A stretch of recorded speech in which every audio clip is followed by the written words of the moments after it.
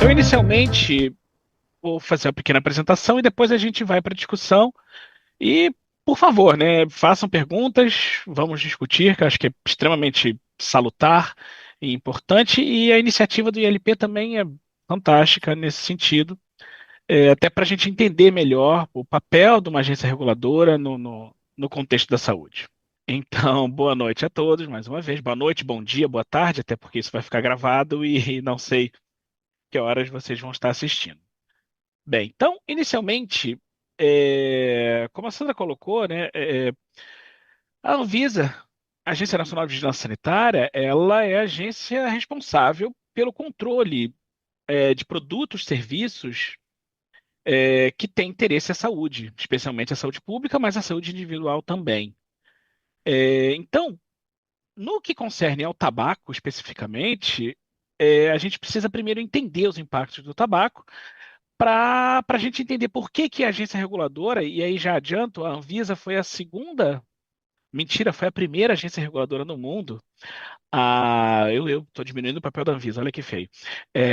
Foi a primeira agência reguladora do mundo da área da saúde a incluir o tabaco dentro do seu escopo de atividade. Só para vocês terem uma ideia, os Estados Unidos, a Anvisa foi criada em 99, 1999. Os Estados Unidos só foi incluir o tabaco no FDA, que já é uma agência reguladora centenária, 10 anos depois, em 2009.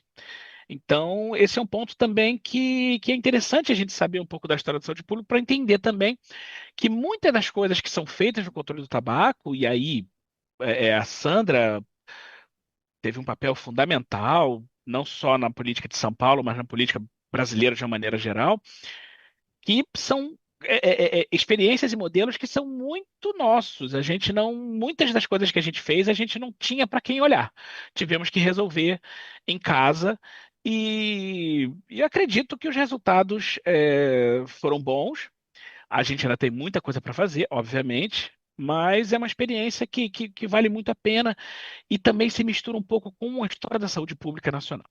Mas primeiro vamos olhar os impactos do tabaco para a gente entender também porque a gente tem a tendência de achar que o impacto dos produtos de tabaco, ele se resume às doenças tabaco relacionadas, o que é bastante complicado, né? O primeiro que a gente tem que entender é que as doenças tabaco relacionadas, elas são doenças, o tabagismo de uma maneira geral e as doenças associadas, ela de certa forma é uma doença transmissível. Aí você vai perguntar, pô, mas peraí, tabagismo não é transmissível. Mas quando a gente entende, quando a gente olha para a dengue, em que você tem o vírus, que existe o vetor, que é o Aedes aegypti, no caso das grandes cidades, é, transmitindo a dengue, quando a gente observa os produtos de tabaco, quem dissemina e estimula e propaga o uso desses produtos é quem o fabrica.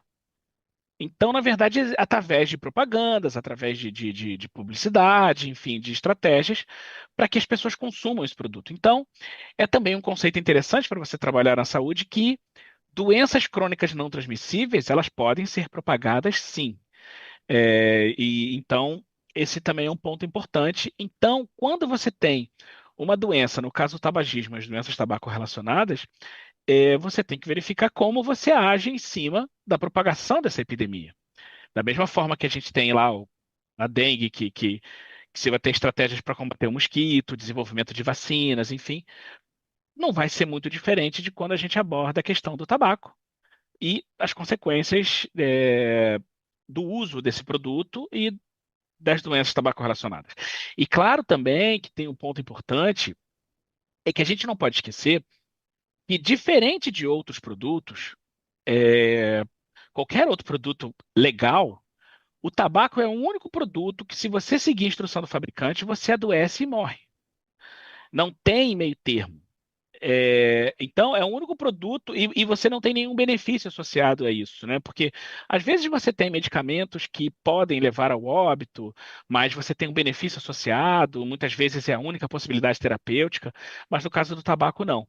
No caso do tabaco, você, seguindo a instrução do fabricante, você vai morrer. E tem um problema: esse produto altamente tóxico, ele causa dependência.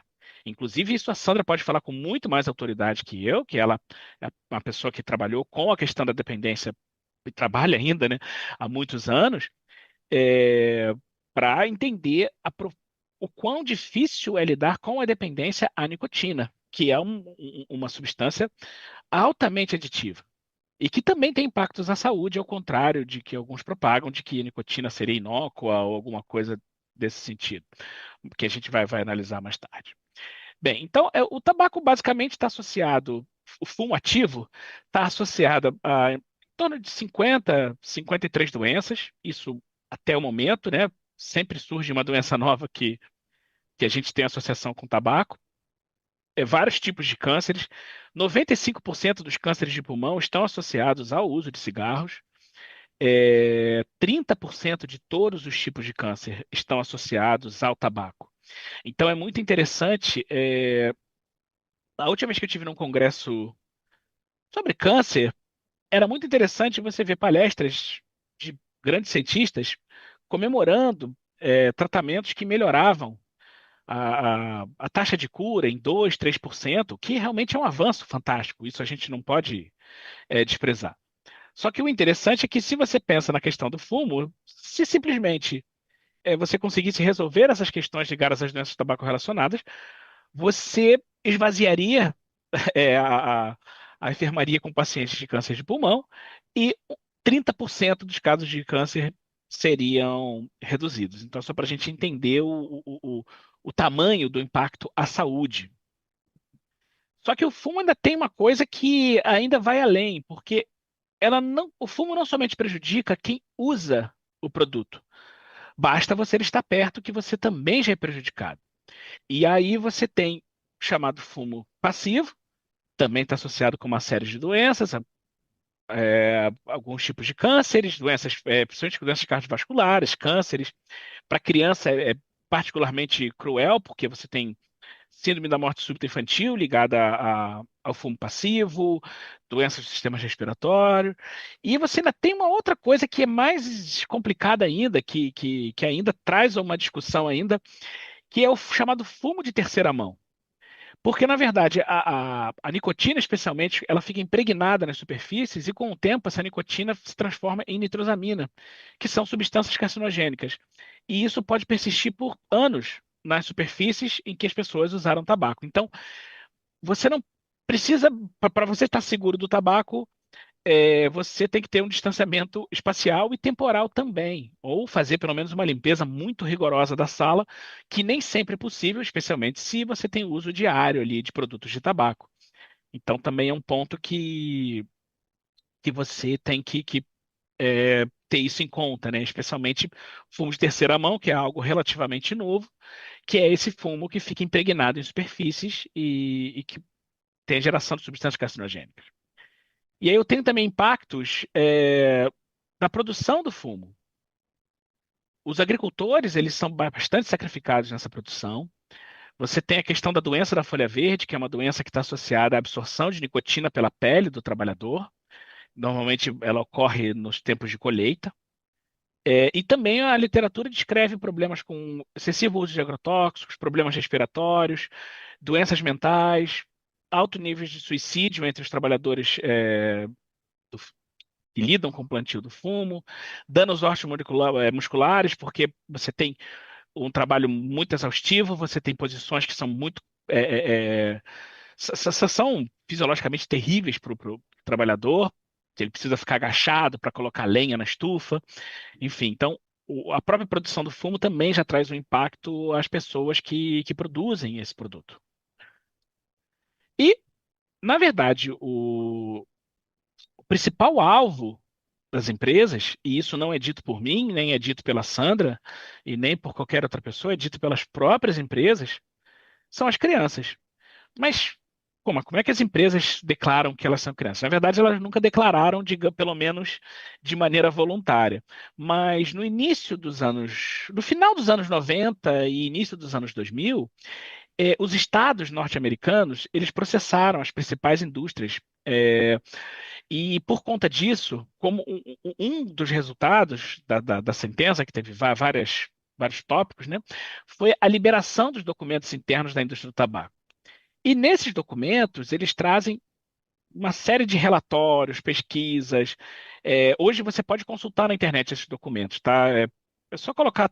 Tobacco Industry Documents, que você já vai direto para o link da Universidade da Califórnia de São Francisco. E quando os pesquisadores começaram a lidar com esses documentos, se acharam uma série de relatórios, comunicações internas, e que eram muito claros dizendo que as empresas elas tinham que focar em crianças e adolescentes, porque eles precisavam repor os fumantes que morriam ou que largavam o tabagismo. Então, e esse é um problema muito sério, porque inclusive você tem o próprio uso pelas crianças, o tabagismo é uma doença pediátrica. A maioria dos usuários começa antes dos 18 anos. Então, também não dá para falar de liberdade de escolha quando você está lidando com criança consumindo substância que causa dependência. Já não daria muito para alegar liberdade de escolha quando eu estou trabalhando com dependência, porque o dependente ele não tem liberdade de não usar a substância. Sandra, me corrija se eu tiver enganado. O dependente, infelizmente, uma das coisas que ele perde é a sua independência. É, e você também tem relatos de trabalho infantil nas lavouras. Você tem a questão da desnutrição em alguns países, porque as famílias, elas desviam os recursos de alimentação para comprar cigarro. Então, isso também é um ponto que afeta. E só para ter uma ideia do que tipo de coisa tinha nesses documentos, essa frase aqui, ela me marcou bastante quando eu tive a oportunidade de olhar esses documentos. Traduzindo livremente, aqui seriam que eles representam o futuro do negócio do cigarro. Os grupos de 14 a 24 anos, eles vão ser importantes para a participação no mercado do volume total de cigarros por pelo menos os próximos 25 anos. Então, é esse tipo de informação que tem nos documentos.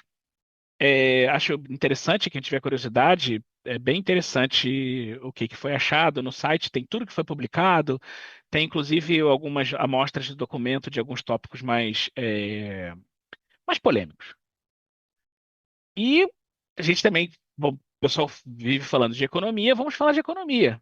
Porque você pode pensar, não, mas o tabaco gera muito imposto. Ele cobre os custos, é importante para a economia do país, ele, né, é uma fonte de renda. Na verdade, isso também não procede, porque para de custo direto, a estimativa é que o tabaco cause cerca de 50 bilhões de reais por ano. Isso de custo direto. Quando você pensa no custo indireto, isso soma mais 74 bilhões. Então, na verdade, o custo indireto é a perda de hora trabalhada, é o familiar que vai acompanhar o doente. E então, na verdade, você tem, somando esse valor, você vai ter 1,8% do PIB, o equivalente a 1,8% do PIB, de custos do tabaco, gerados pelo tabaco. E aí a conta não fecha, porque esse total de custos diretos e indiretos, ainda tem custo o indireto, né? É, se arrecada em torno de 12 bilhões de reais de impostos, mas se gasta em torno de 125 bilhões. Ou seja, para cada real que se arrecada através dos impostos do tabaco, você gasta 10. Então a conta não fecha. De maneira geral, é, esse negócio ele só prospera porque o Estado brasileiro ele paga os prejuízos causados por esse negócio. Se é, as empresas tivessem que cobrir os prejuízos que ela causam, o negócio talvez fosse inviável, não sei. Talvez perguntar para alguém da economia o que entenda melhor disso do que eu. Mas, de qualquer forma, a alegação de, mas pelo menos arrecada muito imposto, ela também não prospera, porque o custo não cobre. E também temos os impactos ambientais, que também são muito severos. Então, temos impactos à saúde, impactos econômicos, os impactos ambientais. Eu tenho, por exemplo, a poluição atmosférica, por isso que São Paulo, estado pioneiro aí, lembrando da Sandra, que teve participação ativa nisso, foi o primeiro estado a proibir fumo em local fechado, porque realmente é um agente de poluição interna muito grande. Você tem relação do plantio do fumo e da fabricação do fumo com mudança climática, porque, para vocês terem uma ideia, cada 300 cigarros você tem que queimar aproximadamente uma árvore. Então tem muita associação com o desmatamento em algumas regiões.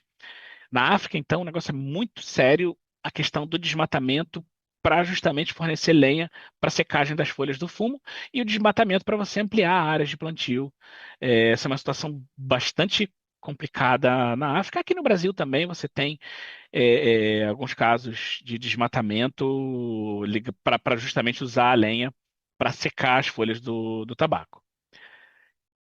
E você tem a questão dos incêndios, né? Nos Estados Unidos e na Inglaterra, cerca de 10% dos incêndios estão ligados a produtos de tabaco. No Brasil, a gente não tem dados sobre isso, mas você tem diversos casos de incêndios florestais causados por cigarros. Aí a gente tem a questão dos resíduos sólidos, são 300 bilhões de maços descartados por ano, é uma quantidade muito grande, e 2 bilhões de toneladas de resíduos sólidos. Mas esse nem é o maior problema. O maior problema ambiental em relação aos cigarros são os filtros. Os filtros são cerca de 25% do resíduo marinho. Ele não é biodegradável e ele ainda contém substâncias tóxicas. E muitos animais acabam consumindo esses filtros porque acham que é comida, alimento, enfim. Então, esse é um problema bastante grave ambiental também, né? Que infelizmente nas praias, que o pessoal não tem hábito de jogar lixo na rua, aqui é um pássaro, enfim, o ambiente todo é prejudicado. E só para vocês terem uma ideia do que é o impacto ambiental anualmente, são 200 mil hectares de floresta perdida por ano, 22 bilhões de toneladas são 600 milhões de árvores derrubadas, perdão, 200 mil hectares de terra desmatada, são 22 bilhões de água contaminada pela produção do fumo e 84 milhões de toneladas de dióxido de carbono liberados na atmosfera. Então, o impacto ambiental é bastante significativo também. E nesse contexto, a gente tem a regulação do tabaco. Então, quando a Anvisa é criada e incorpora o tabaco dentro do seu marco regulatório, como uma agência de saúde pública, ela teve que tomar medidas dentro das políticas estabelecidas de controle do tabaco, obviamente, não pode agir fora da lei, é, tomou medidas para isso. Então agora a gente vai ver um pequeno histórico das ações da Anvisa e até do que foi feito durante esse tempo e do que tipo de regulação foi feita do tabaco, que muitas pessoas às vezes não sabem que isso é algo da Anvisa. Primeiro, a gente tem que entender que existe uma variedade enorme de produtos de tabaco. Não existem só cigarros, né? Você tem, por exemplo, o narguilé, cigarro de palha, o cretec. O cretec são cigarros com cravo. Então, tem esse nome porque quando você queima o cravo, ele faz um barulho de uma espécie de estalo. Por isso que ganhou esse nome. Você tem cigarrilhas, os bidis, que são produtos que são enrolados na folha de tendu, charutos, fumo de rolo, fumo para narguilé que eu já falei. Tem o tabaco de uso oral, que é essa pasta aqui você põe na boca, pode mastigar ou pode dissolver. Você tem os snus, que são uma espécie de sachê que você põe entre a gengiva e o dente. Só que agora você tem os mais recentes, que são uma espécie de balinha mesmo, né? Até coloquei ali para comparar com as balinhas, para você terem uma ideia do tamanho. Que você chupa como se fosse uma bala, mas é um produto de tabaco que contém nicotina, enfim, que causa dependência. E então, aí você também tem algumas coisas bem estranhas que, enfim, nunca deixam de me surpreender. É, já foram lançados, nem todos os produtos estão no mercado. Na verdade, esses daqui todos já não existem mais no mercado. Eles foram lançados no mercado americano e não tenho notícia se chegaram aqui no Brasil. Mas eles são muito estranhos, então eu trouxe porque um é um gel de nicotina e ele não é para tratamento ou nada disso. Ele é um gel simplesmente para você passar na pele e aguentar ficar no avião. Tanto que tem até um aviãozinho ali, tem uma salinha fechada, tipo de reuniões, ou seja, é um produto para você usar em ambiente fechado. Você teve pirulitos de nicotina, você teve água nicotinizada, e tem o meu preferido, né, que é o nicotine, que é um martini com extrato de tabaco que também foi vendido, mas não tenho notícia de que esteja no mercado. Acho que não tinha saído e eu acho que continua fora. Temos os dispositivos eletrônicos para fumar, entre eles os cigarros eletrônicos e os produtos de tabaco aquecido. Então temos uma variedade gigante e, obviamente, que a gente, quando faz o marco regulatório, tem que pensar nessa variedade, né? Então, é, essa frase da campanha da OMS é bem interessante, né? Que é o único produto de consumo legal que pode causar danos a todos aqueles que se expõem e causar a morte de até metade daqueles que consomem, além da dependência química. Ou seja, não existe precedente do ponto de vista regulatório de um produto que, se seguir a instrução do fabricante, ele vai te fazer mal ou te matar. Imagina se eu compro um carro, mas você tem 50% de chance de morrer dirigindo esse carro, né? É impensável quando a gente pensa sobre esse aspecto. Então, uma das medidas que o Brasil foi um dos primeiros países do mundo a implementar foi o registro de produtos de tabaco. Ou seja, para um produto no Brasil ser legalizado, ele precisa passar por um processo de registro, ou seja, de cadastro desse produto.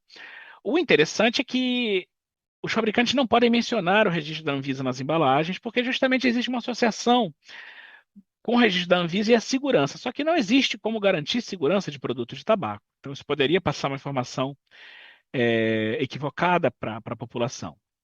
Mas, para quem tem interesse, você pode fazer a consulta no site da Anvisa de quais são as marcas que estão regulares no momento. Tá? Existe uma série de exigências, enfim. Existe um sistema eletrônico para que as empresas possam fazer isso.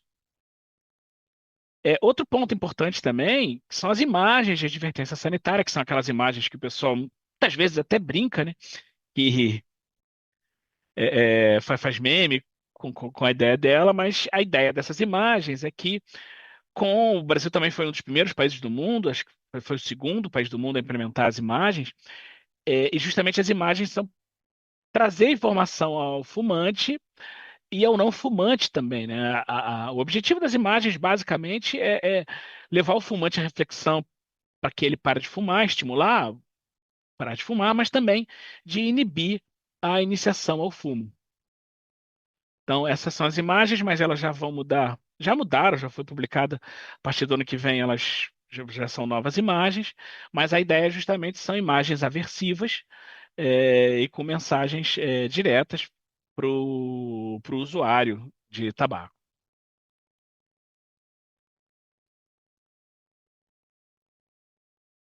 Também você tem, na Lei 9294, traz a proibição da propaganda de produtos de tabaco e da proibição do consumo de produtos de tabaco em recinto coletivo fechado. Aí que é interessante, a propaganda não é só restrita a produtos de tabaco. Na verdade, pela lei, é qualquer produto fumígeno derivado ou não do tabaco. Tá? Isso é importante, que às vezes tem dúvida. Ah, mas eu posso usar um cigarro de alface no ambiente fechado? Não, pela lei você não pode. Ah, mas é alface, enrolei uma alface aqui e estou fumando. Não, você no ambiente fechado você não pode, porque a legislação ela vai além do produto de tabaco. Aí temos também a Lei 12.921, que proíbe a fabricação, a comercialização, a distribuição e propaganda de produtos que imitem produtos de tabaco, no caso de cigarros e similares. A Anvisa também tem a RDC 635 de 2022, que proíbe alimentos em forma de produtos de tabaco, derivado ou não do tabaco, né? E isso é interessante porque muitas pessoas lembram dos cigarrinhos de chocolate, mas existem estudos que mostram que o risco de se tornar fumante é aumentado para crianças que consomem cigarros de chocolate. Então, por isso que ele foi proibido, porque é um fator de risco para o tabagismo, especialmente para crianças e adolescentes. É, Então, você tem também brinquedos e outros produtos que não podem imitar cigarros. Temos a RDC 14, que proíbe expressões nas embalagens. Alguns podem lembrar dos chamados cigarros light, ultra light, soft, suave, moderado. Essas expressões elas são enganosas porque, na verdade, esses produtos, essas expressões vêm através de medições de máquinas, mas que se observou que essa medição na máquina ela não representa a realidade. Na verdade, não, Vou mostrar daqui a pouco, tem uma foto que vocês vão entender o que que acontece. Essa mesma resolução também proíbe o uso de aditivos em produtos de tabaco, ou seja, em teoria, vou explicar daqui a pouco por quê, produtos com aditivos, por exemplo, para deixar o sabor mentolado, ou aditivos que reduzam a irritação da fumaça, eles deveriam ser proibidos, mas essa norma ela foi contestada. Ela tem uma liminar que garante os fabricantes de poder continuar a usar esses aditivos, que, enfim, não é mais do que um consenso científico a ponto de que existe um tratado internacional que endereça que esses aditivos são utilizados para atrair crianças e adolescentes. E esse processo está no Supremo, inclusive já está em votação, mas algum dos ministros pediu vista, mas estamos na torcida para que é, essa norma possa finalmente ser implementada, porque um dos fatores de grande atração para crianças e adolescentes são produtos com sabor ou produtos com aditivos que reduzem a irritação da fumaça. Que não vou. Aqui, lembra que eu expliquei que o suave, o moderado era proibido? Porque, na verdade, quando você coloca o cigarro na máquina, existe uma perfuração nos filtros que quando a máquina ela é uma espécie de bocal e aí você encaixa o cigarro. E aí a perfuração de filtros fica por aqui, é onde meu dedo está mexendo. Quando a máquina expira o cigarro, entra ar puro por esses buracos que dilui a leitura da máquina. Então, por isso que as leituras da máquina, elas dizem, esse cigarro, ele é um cigarro light. Quando, na verdade, ele é exatamente igual ao outro, mas com essas perfuraçõezinhas. Tanto que quando você tampa esses buracos e coloca na máquina, o resultado dela fica igual ao cigarro chamado regular. Para quem está curioso, essas duas bolinhas aí são cápsulas de sabor também, que são inseridas no filtro. É uma tecnologia, não é tão nova, mas é relativamente nova, que você coloca ali aditivos de sabor e a pessoa espreme, fazendo a combinação de sabores que melhor lhe apetecer ali. E os aditivos, eles têm uma série de funções, né? Eles são desde criar produtos flavorizados, reduzir a irritação de fumaça, podem ser usados como agente de combustão, eles melhoram o gosto de tabacos de baixa qualidade. Você já teve pessoal usando vitamina em cigarro para tentar deixar ele mais saudável, mas depois descobriu que, dependendo da vitamina que você jogava, aumentava a carcinogênese.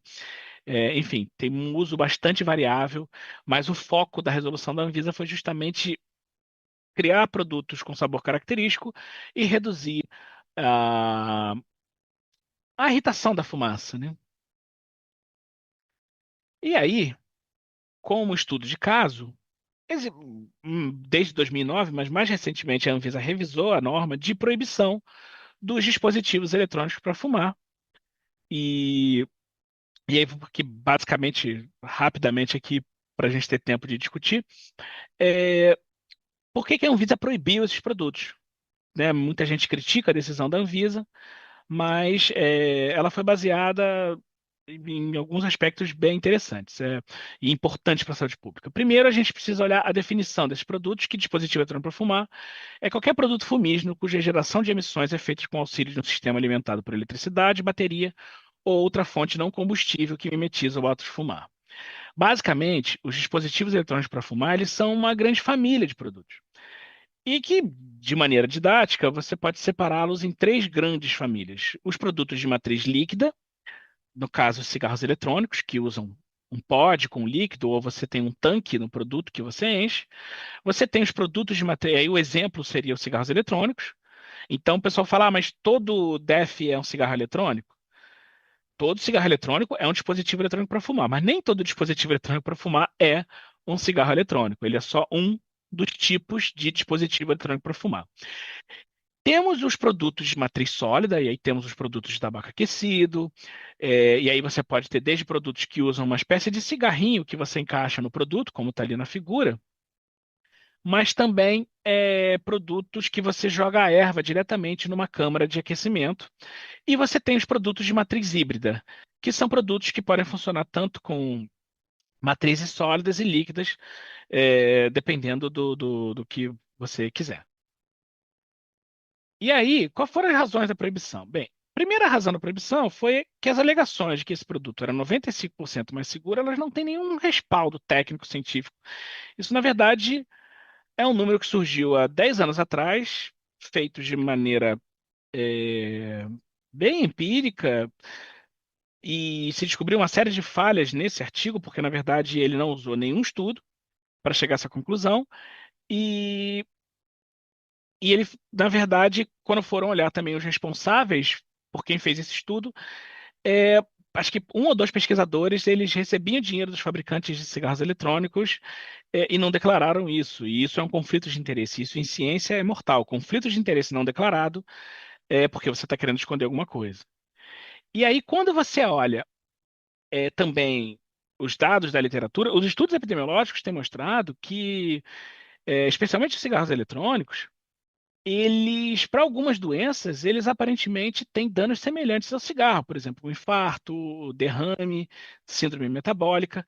E para outras doenças, apesar de ter se observado uma ligeira redução de dano comparado, ou de risco, né, de redução de dano, não, perdão, de redução de risco, ainda assim continuam bastante significativos e alguns deles, por exemplo, como a doença pulmonar obstrutiva crônica, a gente não esperava nem observar que essas doenças estivessem aparecendo do uso do cigarro eletrônico, porque normalmente esse tipo de problema aparece com um fumante de longo termo, o cara que fuma 20, 30, 40 anos, em que você começa a aparecer isso. Doenças bocais também, asma.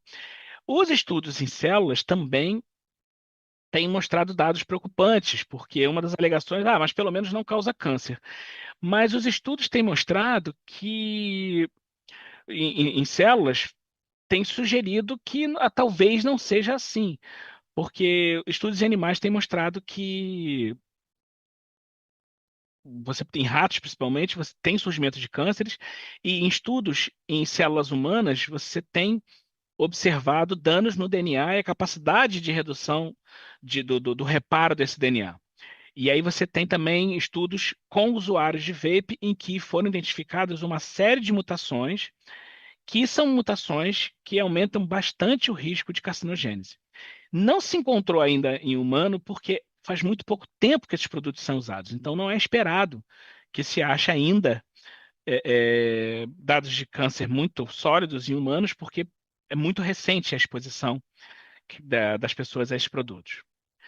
E quem foi contrário a essa decisão da Anvisa, basicamente foram as empresas fabricantes, mas, por outro lado, quem apoiou a proibição, o Ministério da Saúde, o Instituto Nacional do Câncer, a Associação Médica Brasileira, a Sociedade Brasileira de Oncologia Clínica, a Sociedade Brasileira de Cardiologia, a Sociedade Brasileira de Pneumologia e Tissologia, a Sociedade Brasileira de Pediatria, o Conselho Federal de Medicina e fora outras instituições da área de saúde, médicas, enfim, aqui no Brasil, foram muito claras que apoiavam a proibição da Anvisa e que não viam nenhum benefício na liberação desses produtos. Então, em termos de suporte institucional, praticamente todas as instituições de saúde, organizações, sindicatos e conselhos apoiavam a proibição da Anvisa.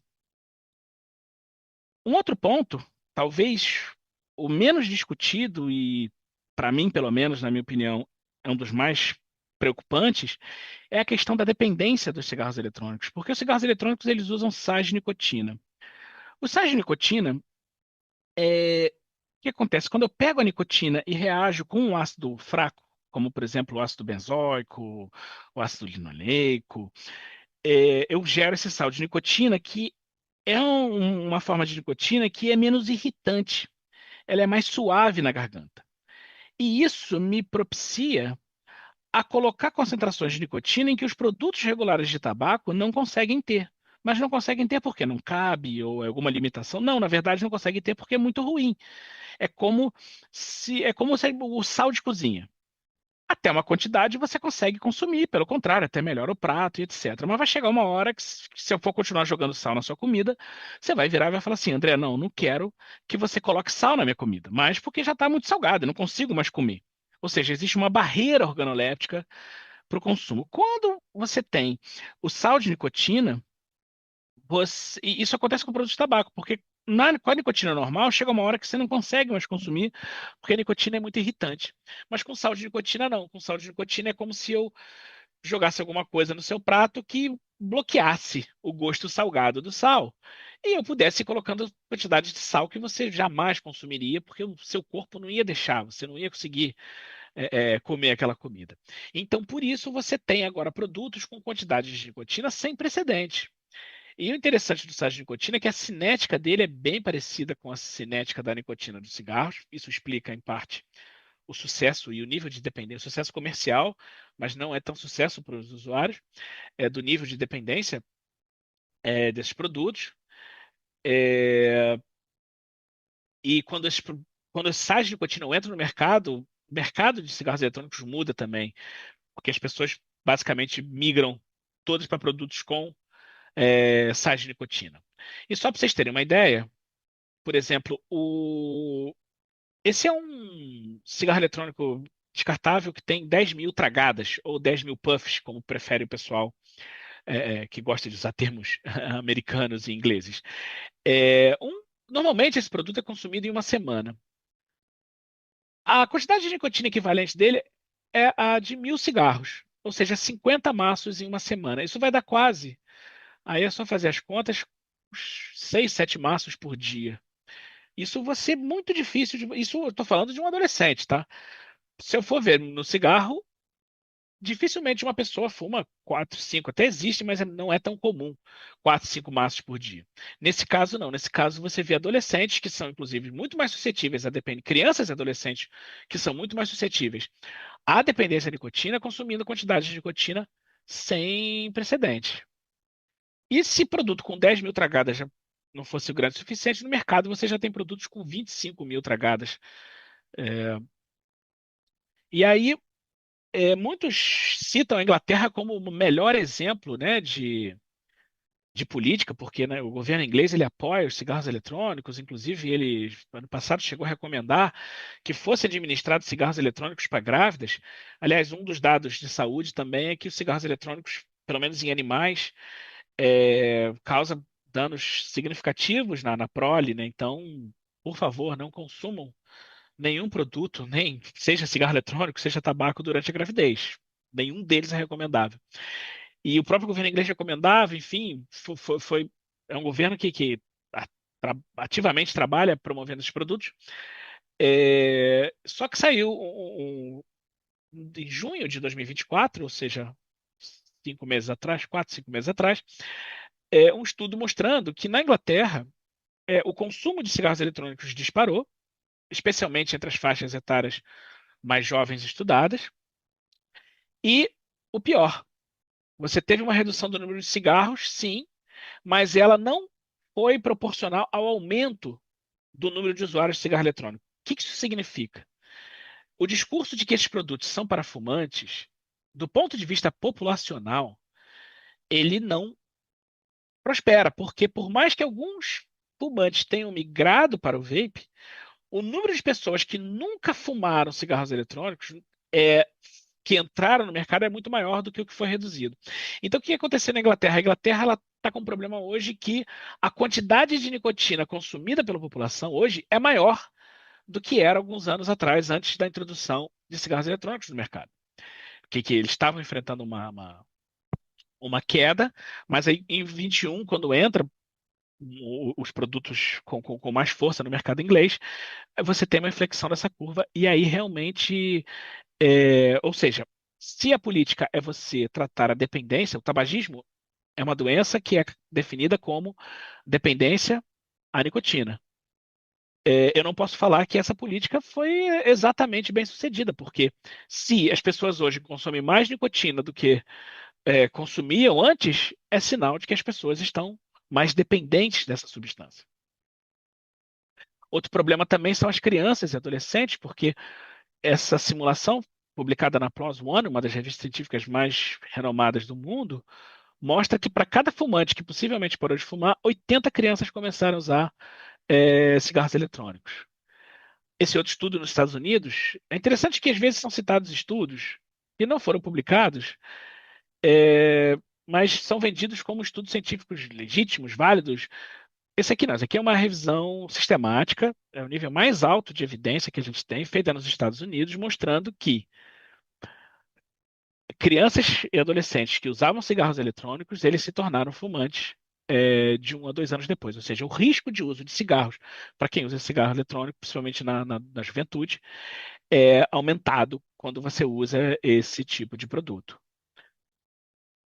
E você também tem uma questão de que esses aditivos utilizados, especialmente os que causam refrescância, né, e frescor, eles têm uma associação com o nível de dependência também. O que não é de todo inesperado, porque, por exemplo, fumantes de cigarros mentolados, eles têm mais dificuldade de parar de fumar, eles fumam um número maior de cigarros que os cigarros, que fumantes de cigarros regulares. Então, o mentol tem realmente aí alguma ação, a gente não tem ideia ainda muito bem do que exatamente como seria essa ação, tem algumas teorias, mas não vou entrar nisso agora, senão a Sandra me mata se eu falar demais e me empolgar aqui. E aí a própria Sociedade Brasileira de Pediatria foi muito clara que esse produto realmente é um risco potencial para crianças e adolescentes e também foi explicitamente apoiando a proibição dos dispositivos eletrônicos para fumar. Então, de um lado você tem basicamente basicamente não, você tem todas as associações médicas no Brasil apoiando a proibição, várias instituições de pesquisa internacionais apoiando, as instituições de pesquisa nacional também. Então, no mínimo, a gente tem que considerar isso na equação, apesar de que sim, recebemos muitos estudos mostrando que esses produtos traziam benefícios, mas o risco que a gente evidenciou e os estudos que indicavam benefícios tinham alguns problemas também. Mas enfim. E aí, além disso tudo, você tem também dispositivos eletrônicos para fumar que são deliberadamente desenhados para enganar, principalmente pais e professores, né? Porque eu fico imaginando uma sala de aula, porque principalmente nos Estados Unidos, onde você teve um problema muito grande do uso de cigarros eletrônicos em crianças e adolescentes nas escolas, e é interessante que eu vi uma vez um discurso que é mentiroso, que era o seguinte: ah, mas é porque depois que os Estados Unidos regulamentou, o consumo caiu. Não. O consumo nos Estados Unidos é regulamentado desde 2009. Esse produto entrou no mercado nos Estados Unidos por volta de 2014, 2015. E aí você teve uma explosão, principalmente quando a nicotina, os sais de nicotina entraram no mercado. Aí hoje você observa uma redução no consumo, porque o governo norte-americano teve que promover uma campanha muito grande entre as escolas. Os pais se revoltaram com isso, formaram associações que basicamente hoje se gastou milhões em campanhas e ações para reduzir o consumo entre adolescentes. Ou seja, não foi a regulação do produto que diminuiu o consumo, foi, na verdade, depois colocar o cadeado na tranca arrombada. Cerca de 25% dos estudantes americanos usavam cigarro eletrônico, caiu agora para 17, 18, agora me fugiu o número. Então, desconsidere esse 17 e 18, porque eu não estou lembrando do número, não vou falar bobagem aqui. Mas ainda assim muito alto, tá? Então, imagina um em cada 4 estudantes usando isso, e eles, nos Estados Unidos, as escolas estão tendo que trancar os banheiros, deixar somente um banheiro aberto, porque as crianças iam matar a aula para usar cigarro eletrônico. Tamanho nível de dependência. Aqui você tem um casaco que é feito para você colocar o cigarro eletrônico no bolso e fumar pelo barbante. Aqui eu tenho um produto em forma de bomba de asma. Qual professor no mundo vai tomar uma bomba de asma de um aluno em sala de aula, né? Nenhum. Nem recomendo isso. Mas você tem produtos com esse design. E você também tem toda uma comunidade de usuários de vape que desenvolveram técnicas para que você, quando exalar as emissões do vape, você exalar de forma invisível. Você tem os truques para que você possa fumar discretamente, para que seus pais não percebam, para que professores não percebam, enfim, que você possa usar em locais que o uso desses produtos não são autorizados. Aqui é um videozinho mostrando de como é que esses formatos são variados, né? E aí, não vou passar, o vídeo é curto, mas eu não vou passar ele todo, mas é só para vocês terem uma ideia de como os formatos são bem criativos. E aí até os adolescentes se confundem do que é um cigarro eletrônico ou não. Ó, o menino está indo até bem. E,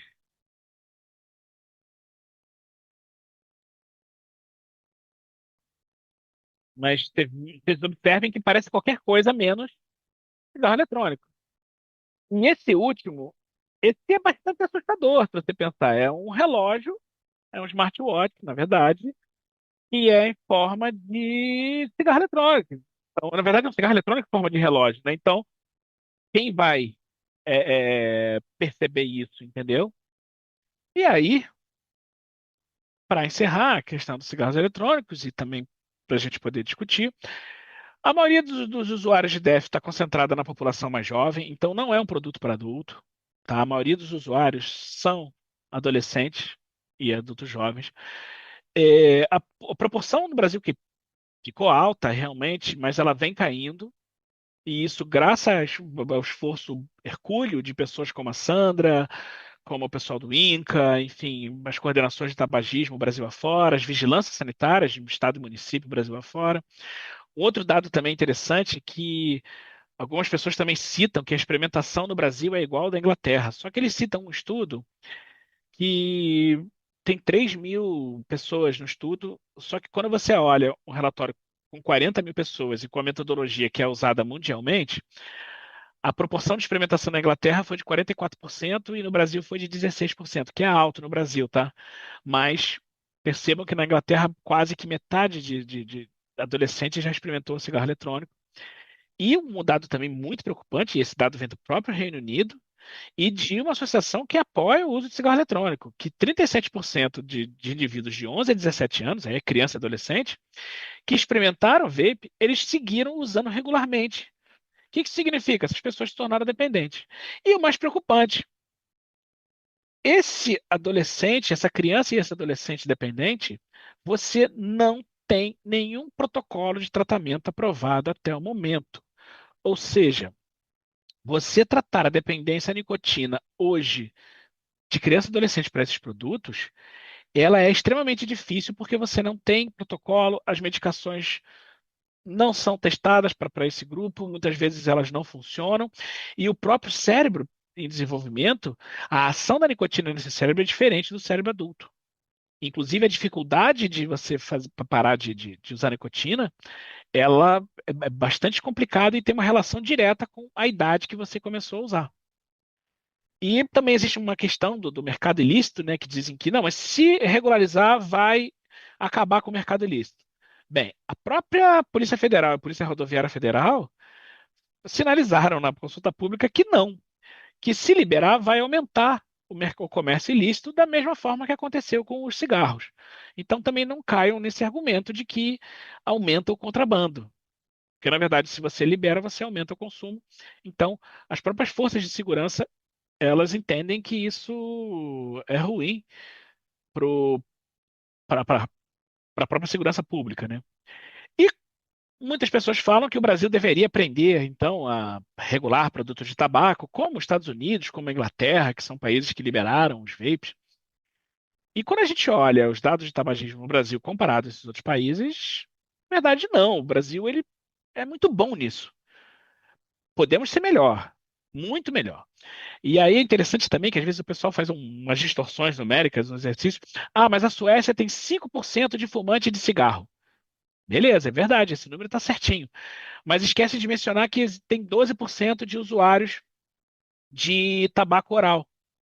Então, tudo bem, pode ter gente fumando e usando tabaco oral, que metade, não é bem mais, mas que seja metade desses usem os dois, então você vai ter mais você vai ter mais dependente de nicotina do que no Brasil. Então, tomem cuidado também com algumas distorções, algumas ginásticas mentais que tentam vender para vender um discurso de que o Brasil está errado, que o Brasil não sabe fazer uma política de controle do tabaco, o que é mentira.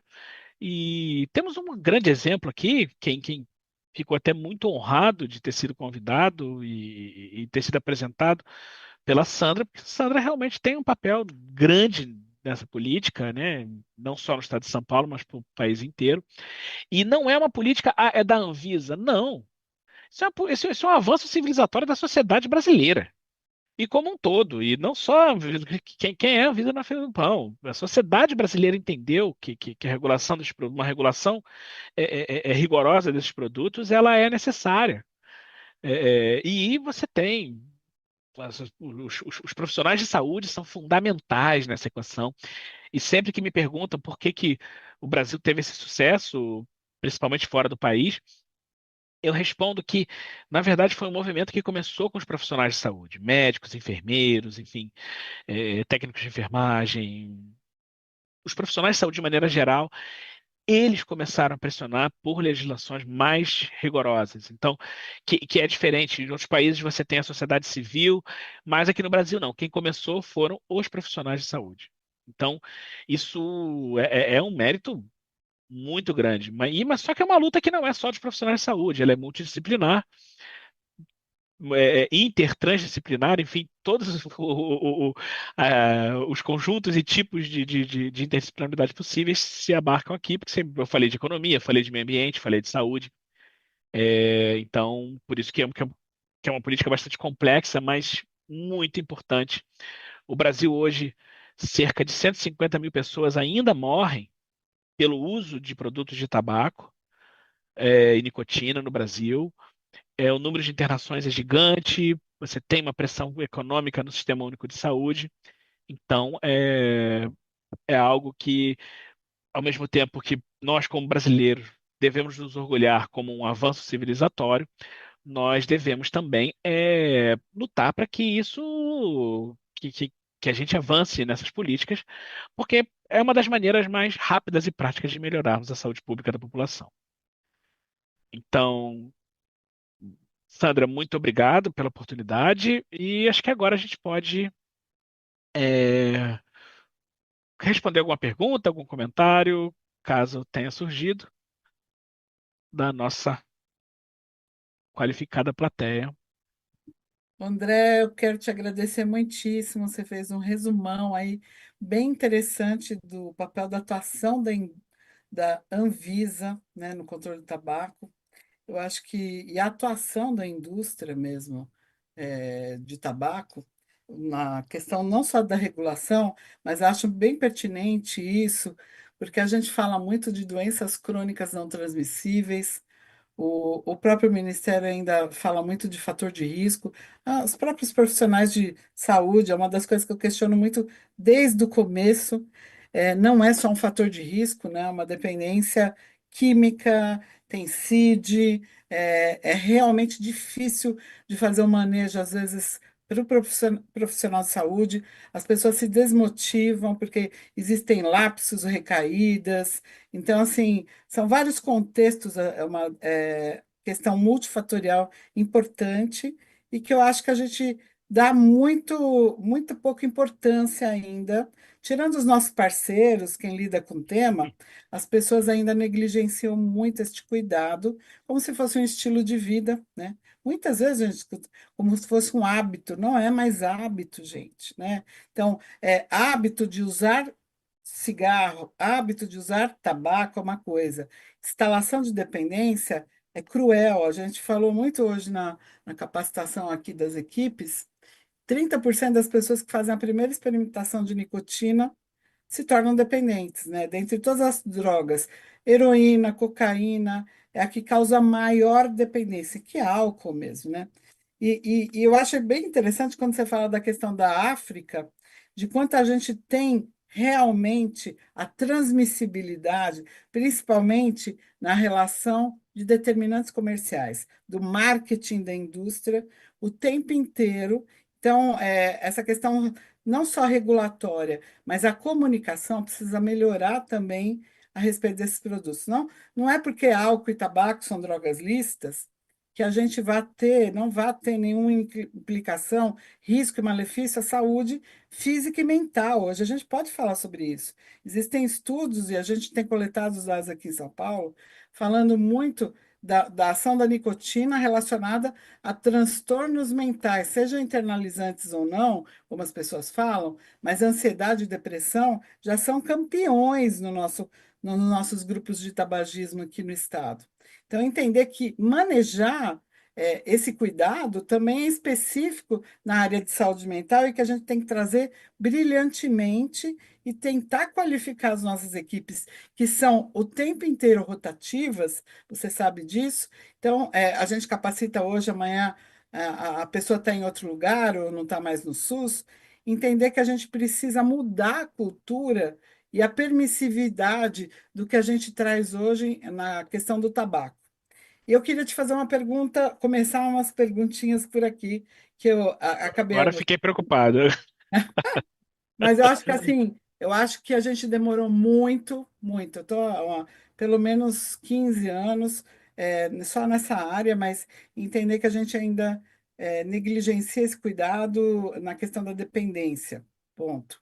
Tabagismo ainda na área de saúde mental é desafiadora, né? As pessoas ainda confundem cuidado e a questão social com a questão de saúde, né? E não que a questão social, o que ele dá conta ali no momento, mas entender que papel que nós temos enquanto profissionais de saúde, né? Algum momento o tabaco tem que ser retirado de uma pessoa que usa outras drogas, por exemplo, né? No contexto social, se ele dá conta ou não, a gente vai observando, mas nunca um profissional se omitir de estabelecer Uhum. essa informação e de trazer o tempo inteiro que for necessário, que está na hora dele pensar nisso, inclusive pela metabolização de outros medicamentos relacionados à psiquiatria e outros termos. Eu queria te falar se é muito desafiador, por exemplo, eu sei que você está trabalhando com isso agora, a questão dos aditivos no cigarro, né? A gente trabalha, eu mesma já tive numa sessão do Supremo Tribunal Federal, alguns anos atrás, que foi quando foi se estabelecido e registrado que a Anvisa não teria competência para estabelecer essa regulação dos aditivos. Eu queria que você falasse um pouquinho mais sobre isso, porque eu acho que é extremamente importante do tempo da questão do ponto de vista de atratividade de crianças e adolescentes e palatividade mesmo aos produtos. Então, qual é o desafio disso fazer aniversário? Quando que a gente vai ter uma resolução? Eu sei que a gente está trabalhando esse mês nisso, até dia 11, se eu não me engano, mas é entender também que a gente talvez precise de uma mobilização de outros agentes, né? Então, a própria sociedade falar mais sobre esse tema, né? Então, a ideia de Uhum. trazer essas questões para a política estadual e para o ILP é justamente fazer a divulgação disso, que eu acho que falta muita comunicação ainda de nós, agentes públicos, para essa população. É isso que eu queria que você falasse a princípio. Tem muita coisa aqui. Não, hoje a conversa é longa. Bem, ô, Sandra, a primeira coisa que é importante, até dentro do direito mesmo, não é a minha área, mas a gente acaba se apropriando de algumas coisas do direito, mas um desembargador, João Batista, se não me falha a memória, ele publicou um livro muito interessante sobre a questão do tabaco na saúde. E lá é muito claro, e a tese dele é bem interessante, porque na verdade é isso que acontece. O tabaco, ele é tolerado pelo Estado. Ele não é um produto comum, ele é uma exceção. Como eu falei, imagina se eu lanço um carro, que eu falo assim, Sandra, pô, meu carro é maravilhoso, mas toda vez que você entra nesse carro, você tem 50% de chance de bater, ou ficar ferida, ou morrer. Bem, se eu fizesse isso com 1% do carro, esse carro já sairia do mercado sem problema nenhum. Que não é o caso do tabaco. E aí, pelo fato de ser um produto tolerado pelo Estado, ele não. Por isso que quando fala tem que incentivar o fumo, enfim, é bastante complicado. O Estado brasileiro já incentivou muito o plantio de fumo. Na verdade, até antes do Brasil existir, se trocava fumo brasileiro por escravos. Então a história do tabaco ela começa, mas eu prometo que eu não vou me alugar nessa parte histórica, mas ela já começa bastante complicada. Mas então, tendo esse desenho, a pergunta que se faz é: eu tenho um produto que sabidamente é maléfico e eu tenho uma estratagema que torna esse produto atrativo para grupos vulneráveis, especialmente para grupos vulneráveis, crianças e adolescentes. Bem, a discussão de que sabores doces são atrativos para criança, eu não preciso fazer nenhuma tese de doutorado para dizer que crianças gostam de doces. Isso quem convive com criança sabe muito bem que às vezes isso é até um problema para você fazê-los parar de comer tanto açúcar e doces e etc.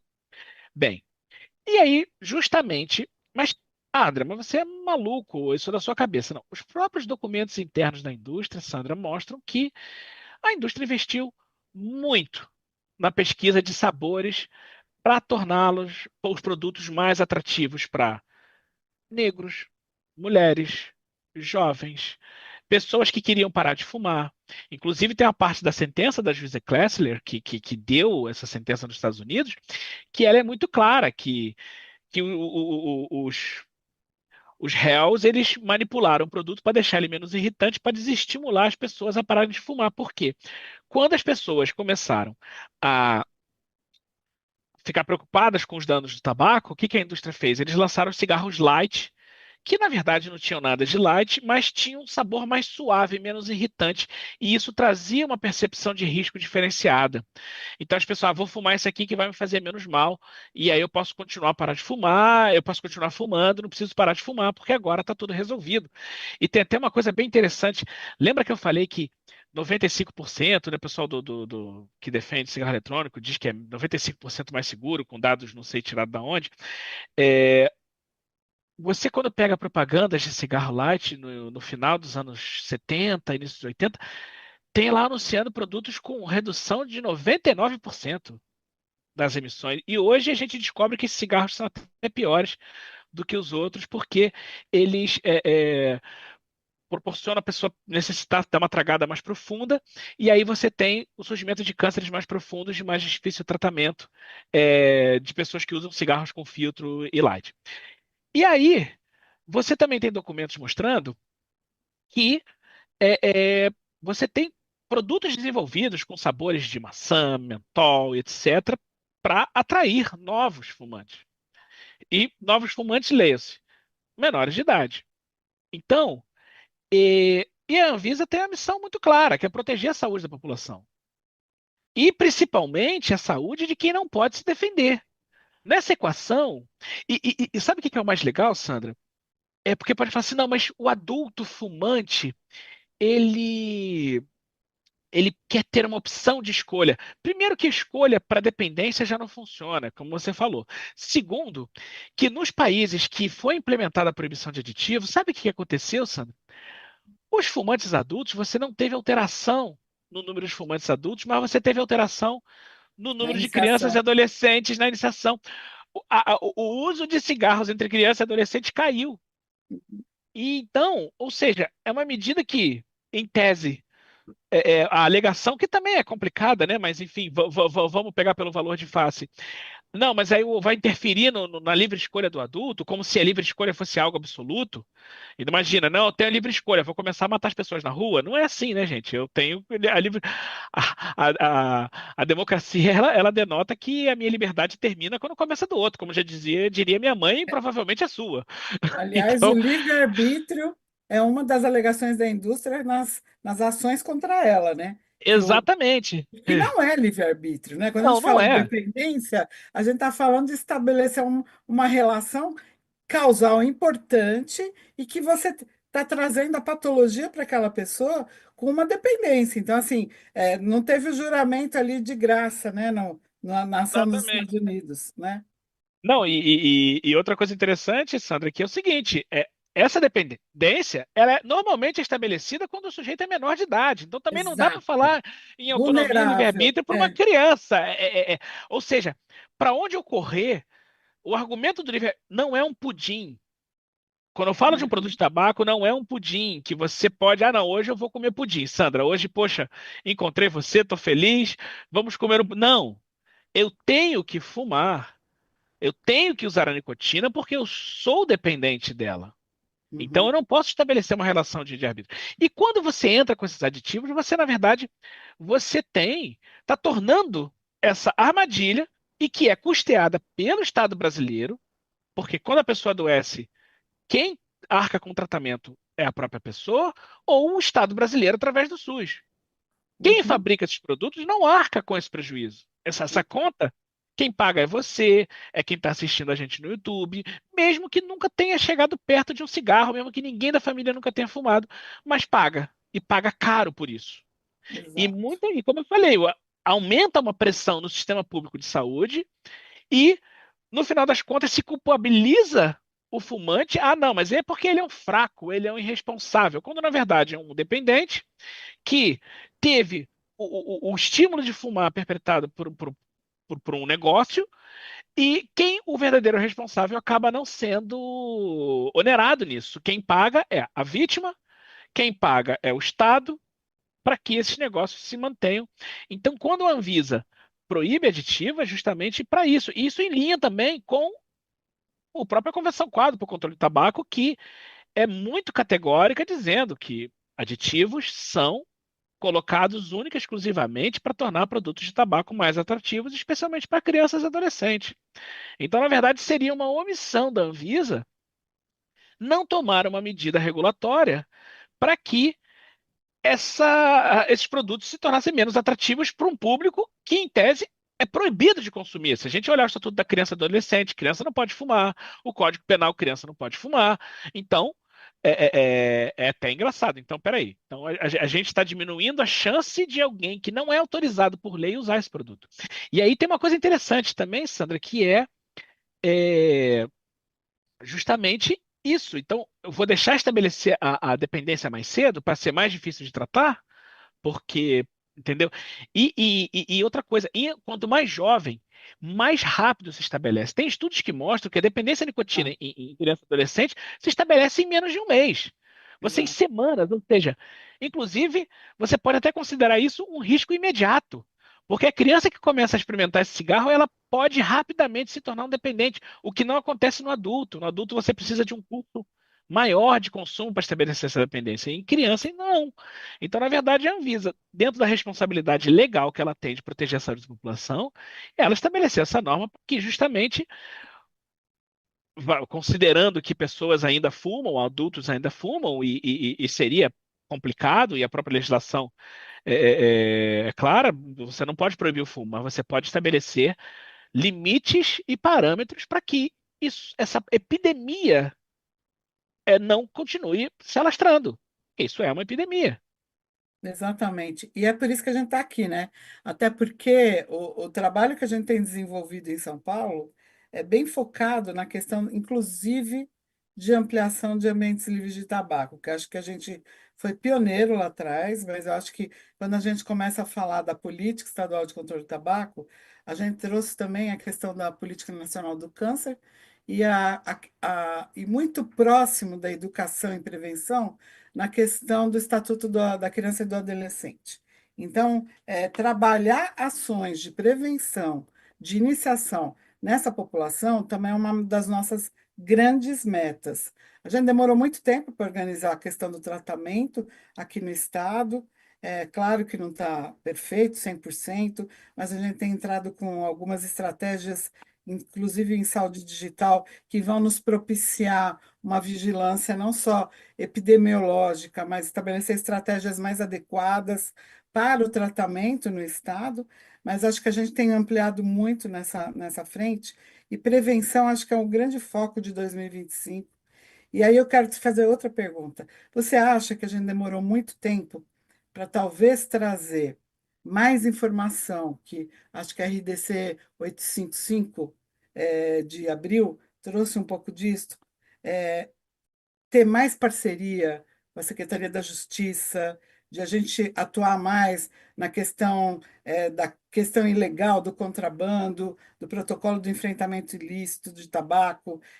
A meu ver, assim, como coordenação estadual, a coisa fica muito mais na macro política, e aí Uhum, acaba não desenvolvendo muito, porque os entes parceiros não têm essa visibilidade que a gente tem na saúde, por exemplo. Então, trazer esse pessoal, não fiscalização pontual, mas assim, uma coisa mais rotineira, como a Receita Federal fez agora, por exemplo, questionando se você vende um produto contrabandeado, que eu vou retirar seu CNPJ. Onde que a uhum. gente deu uma impactada aí, André, reconhecendo na questão da comunicação e talvez da legislação mesmo. Em 2019, a gente fez uma proposição aí na casa, na LESP, falando era o PL 1079, e a sociedade civil acabou se interpondo, falando que a gente já previa cigarros eletrônicos na questão da lei antifumo. Concordo contigo que já prevê, mas a sociedade não entende dessa forma.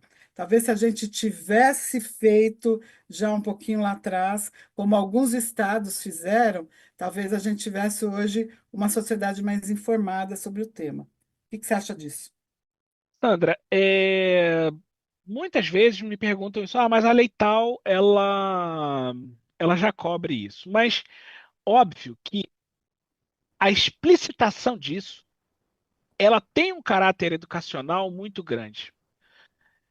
Então, é claro, eu pelo menos sempre vejo com excelentes olhos as medidas. Então, por exemplo, tem um projeto de lei no Senado do senador Girão que é a proibição de cigarros eletrônicos e me perguntaram, mas o que que você acha do Senado tá fazendo uma lei que é igual ao RDC? Eu falei assim, mas isso é ótimo.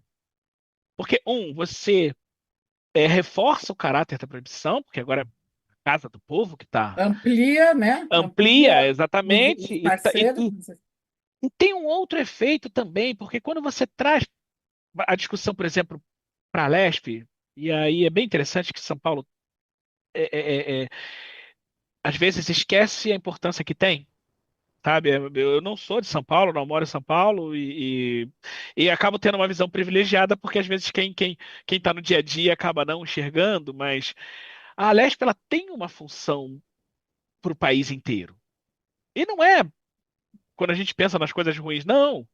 É a lei antifumo é um exemplo de algo que a Alesp Primordial. fez, acabou virando modelo para a própria legislação federal. Então, e esse processo de discussão legislativa, e na verdade acho que toda a Câmara Municipal tinha que discutir, porque quanto mais, mais localmente você traz essas questões, você alcança. Porque uma coisa, Sandra, é, é claro que a gente tem que discutir a macropolítica na esfera federal, óbvio, mas poxa. Porque eu queria muito, sei lá, deixa eu ver uma cidade que eu adoro em São Paulo. Amparo.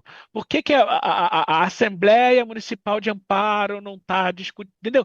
E, assim, não quer dizer que vai fazer uma lei municipal, nada disso, mas até porque as Assembleias Legislativas elas vão muito além de meramente Uhum. impressoras de lei, né? Muitas vezes elas encabeçam discussões que são fundamentais para a sociedade e que não necessariamente se tornam Mudança de leis. cultura, de comportamento. Exatamente. Esse próprio evento aqui, né? Se a gente for pensar, que é isso? A gente está fazendo lei aqui? Não, é uma capacitação. E promovida por quem? Pela Assembleia Legislativa. Então, você trazer, incorporar novos elementos, é uma sinalização clara de que a Casa Legislativa está antenada com o que está acontecendo no mundo, porque, infelizmente, do ponto de vista legal, as leis não conseguem acompanhar o desenvolvimento tecnológico. Sim, Né? Todo dia é uma coisa nova. Mas quando você faz uma sinalização dessa, significa a mensagem é a população, através de seus representantes, está atenta. E mesmo que isso seja uma redundância ou que nunca é nunca é demais, a própria discussão. Um dos motivos, claro que isso é uma observação empírica, anedótica, que para a gente ver a redução de uso de cigarro eletrônico no Brasil, olha que interessante. Uma das desconfianças que eu tenho foi o próprio processo de discussão da revisão da proibição de cigarro eletrônico. Porque quando você faz esse processo, Sandra, você tem matéria no jornal sobre o tema, as pessoas começam a se interessar, aí o professor fica interessado, ensina para os alunos, o profissional de saúde é perguntado, pô, mas eu ouvi falar de um tal de cigarro eletrônico. Então, assim, você começa a ter uma atenção sobre o tema. Então, você também mobiliza a sociedade e você tem oportunidades de melhorar até o nível de conhecimento e, enfim, e de informar as pessoas. E discutir. E saber também deixar claro que é uma discussão que às vezes tenta, que tem um interesse econômico muito claro. E do outro lado tem o interesse da saúde. E eu brinco que a saúde e as empresas elas não são inimigas, elas são concorrentes. Porque Uhum. para cada pessoa que você faz parar de fumar, Sandra, é um cliente a menos dele. Então você está concorrendo. Exato, Então, exato. então isso é um problema, entendeu? Então assim, precisa ter espaços e as assembleias legislativas estaduais, e a de São Paulo, eu acho que é talvez o melhor lugar para se começar esse tipo de discussão. Um, pela força econômica que São Paulo é, pelo nível dos profissionais que São Paulo tem, na academia, na pesquisa, na ciência, pelos dados que São Paulo já tem, porque se São Paulo foi o primeiro estado a implementar esse tipo de lei, é o estado que mais tem tempo dessa lei. Então você tem mais resultados, você tem mais dados sobre isso. Então é natural que a Leste faça isso. E eu até aqui como não paulistano, não paulista, peço em nome de que essas discussões sempre são importantíssimas. E não necessariamente aquela discussão rasteira, mas sim uma discussão de um nível elevado, como é aqui, comecei, o próprio evento que o LP está promovendo é algo fantástico, e não só para o tabaco, é para a saúde de uma maneira geral. A gente está aqui conversando de uma das várias facetas do tabaco, né, Sandra? Então, enfim, Muito eu acabo legal. falando demais, eu acabo me empolgando. Imagina, a gente já está indo para o encerramento, André, mas assim, eu queria te dizer que esse aqui é um pitaco do que a gente vai ter para o ano que vem. A gente está estabelecendo uma parceria muito mais efetiva de trazer todos esses temas nas câmaras municipais, fomentar mesmo a micropolítica, a legislação no município, espaços com mais qualidade de vida, né? Você falou muito da questão da agenda ambiental, a gente está no momento de municípios sustentáveis, Uhum. saudáveis, com qualidade de vida. Eu acho que vai casar muito bem em áreas e agendas que a gente pouco transita ainda no controle do tabaco e que são, assim, parceiraças na questão de poluição tabagística ambiental, resíduos sólidos, né? Então, como é que a gente faz coleta seletiva desses produtos, né? A gente vê agora com cigarros eletrônicos, como é que a gente vai fazer depois a questão de trabalhar isso com crianças na educação. Cara, 2025 vai ser o ano. Eu sempre falo que a gente começou nesse ano com a questão da política, mas assim, eu quero te trazer muito para junto. A Anvisa é uma parceira assim que eu admiro pra caramba e com certeza os funcionários, os servidores públicos têm uma questão da posicionamento científico.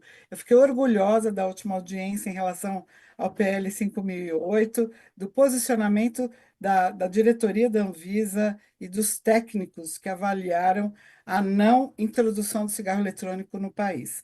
Então, é entender que a gente vai manter com vocês essa pegada e esperar que a gente consiga captar e engajar mais pessoas, e principalmente a sociedade fique mais envolvida no tema, porque assim o Estado faz sua parte, as agências regulatórias estão fazendo, a sociedade é que pode não comprar, não usar e denunciar, Uhum. né? E que a Exatamente. gente tem os outros parceiros que atuem no contrabando, na questão de punição de quem está vendendo produto contrabandeado, e acabe a legislação também trazendo o tema, de uma forma mais efetiva.